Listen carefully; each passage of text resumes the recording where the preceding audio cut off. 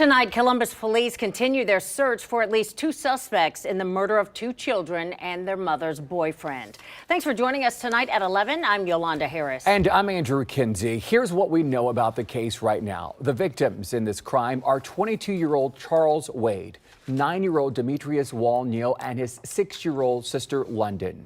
Now, all 3 were found inside a vehicle that had been shot up in the Winchester Lakes apartment complex. Sources tell 10 TV 50 shots were fired.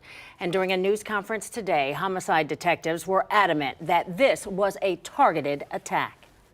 It was not a drive-by. It was not somebody walking down the street firing random shots. This was a targeted attack at that vehicle. Whether whether they knew there were children in the car, I don't know. I would like to think as a human being that they did not, but I can't guarantee that. Now, in an unusual move, Detective Terry Kelly there put out his personal cell phone number in order to ask for tips from the community. So if you want to reach out to Detective Kelly, the number is on your screen right now, 614-778-9706,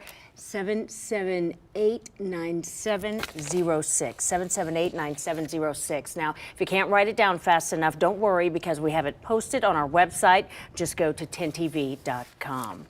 Columbus police mentioned there is a culture of no snitching on the streets. So how do you overcome something like that and get people to tell police exactly what they know? 10 TV's Richard Solomon spoke to 2 people in the community with unique perspectives about this problem.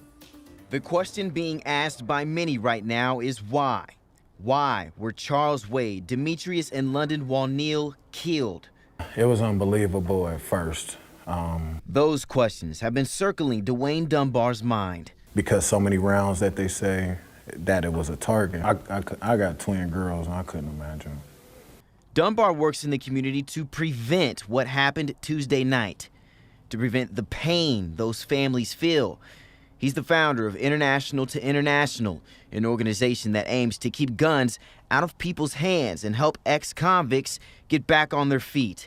He's so invested because he's an ex-convict, and he wants better for the city and its people. Growing up, being raised in the streets, we understood that there wasn't no fair. So, but there were certain guidelines. It's much different now. Women are targets. Kids are not spared. Columbus police say as of right now, there are no suspects.